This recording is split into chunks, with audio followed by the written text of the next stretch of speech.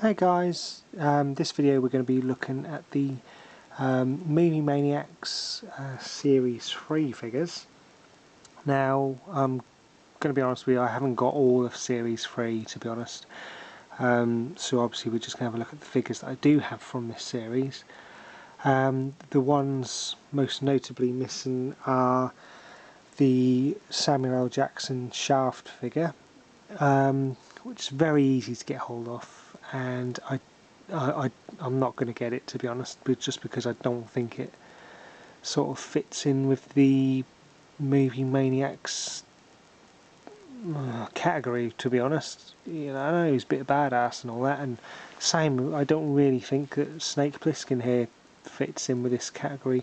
I don't know why, I just feel more that they should be, you know, horror figure icons, to be honest, more than I don't know, I just get a feeling that Snake Plissken and Shaft were just dropped into this category just to fill up the list, really, to be honest.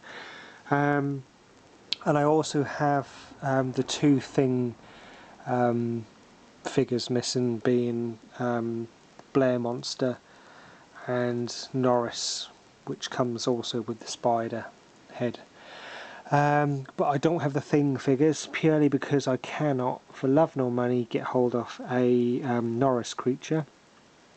And the Blair figure that I did have, which I obviously hoped to have in this video, sadly arrived with all bits missing, which the seller on eBay failed or decided not to inform me was all missing when they sold it to me. So I had to send that back. So I do apologise.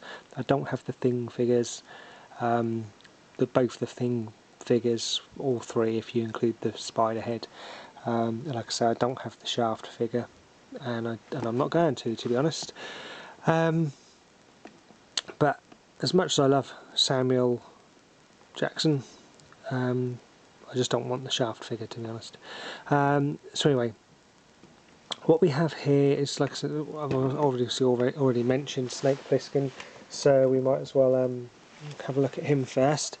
Again, all these figures come in a sort of pre-posed that you can't really do anything with. Now,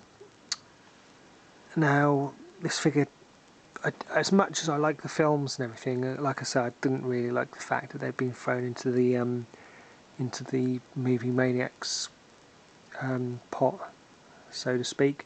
But I do love Escape from New York, and to be honest, I did like Escape from LA.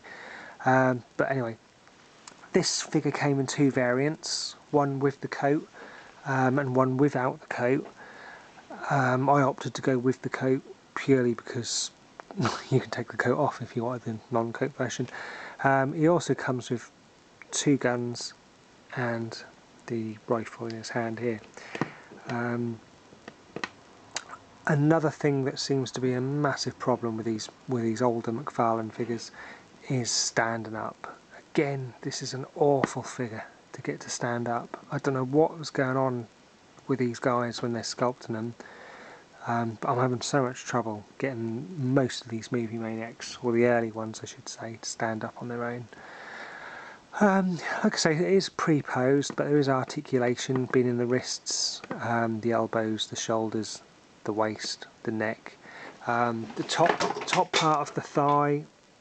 Just above the knee, but there's nothing in the feet. So he kind of has this weird sideways stance, but I just cannot get these figures to stand up, you know, without sticking blue tack on the bottom of them, unfortunately. So yeah, I do like this figure, and I'm glad it's in my collection, but I don't know why it's a Movie Maniac as such.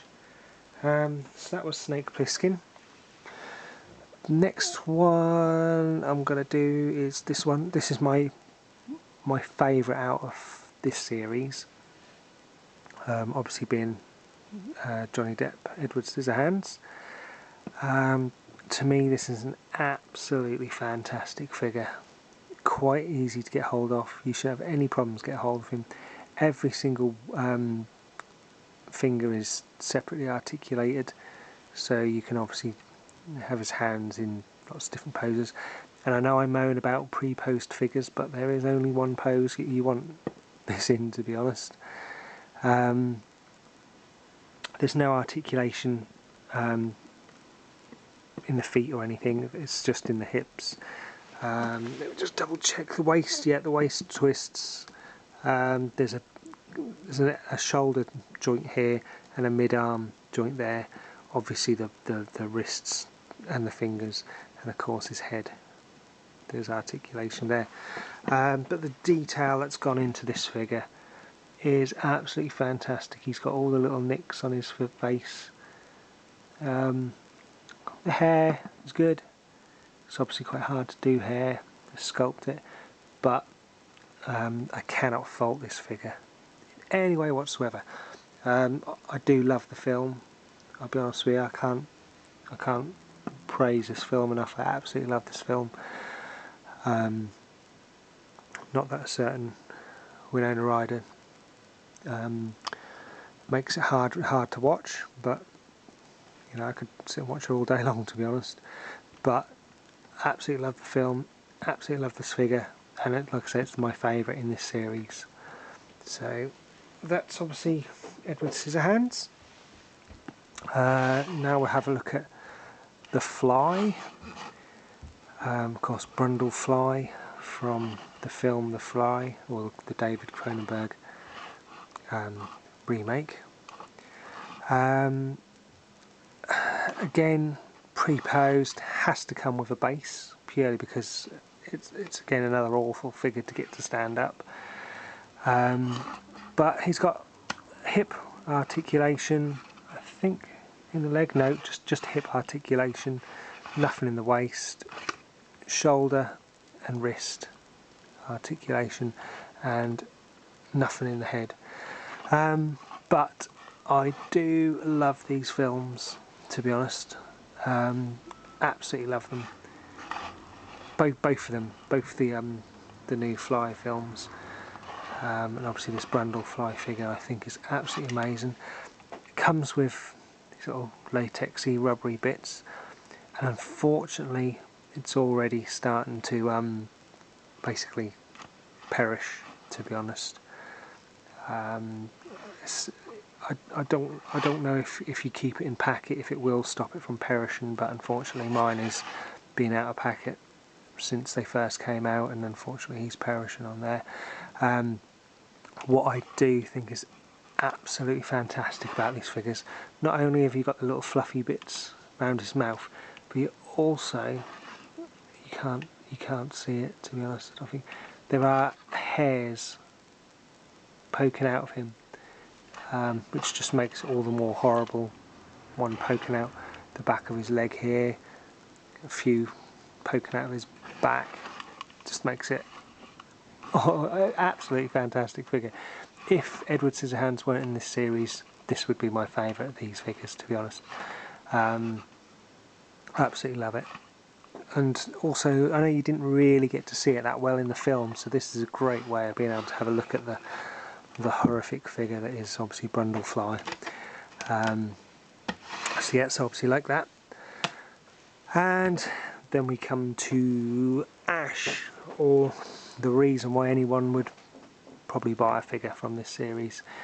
A very popular figure, easily to get hold of, although quite hard to get hold of in packet. I'll be honest with you, a lot of people took these out of packet. He comes with a little Necronomicon, a little version of himself, you know, when they turn into the little demons, little loads of him in Army of Darkness, and of course they have a little fork with him as well. Comes with his boomstick and the iconic chainsaw on the end of his stump. He has articulation in the feet, the waist, the shoulder, the wrists, and his head, and of course the gun is removable. What was that? Can't think. Yeah, the gun is removable from his from the back there. A very, very, very good likeness to Bruce Campbell as well. So that figure cannot be faulted in any way whatsoever. Now this did come in the 2-pack with the Pit Witch, which I'll show you that as well. And he also came in the 2-pack with the Evil Ash from Series 4. So obviously it depends on which one you get, and also I believe this chainsaw I've got him on here is from the Pit Witch one. There is another chainsaw without any blood on it, to be honest, which you can get, but I think I've got the Pit Witch chainsaw in there at the moment.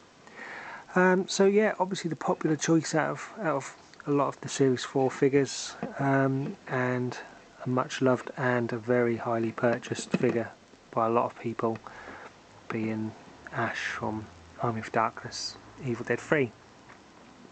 So as always, oh sorry, I better just add as well, also in this series, Series 3, you did have the Crow figure, which was in Series 2, this guy here, but he came in the fish tank case as well in Series 3. So obviously if you're looking to buy any figures, hope this helps. As always, thank you guys for watching. Please leave comments if you need any help with anything, and I'll obviously try and help if I can.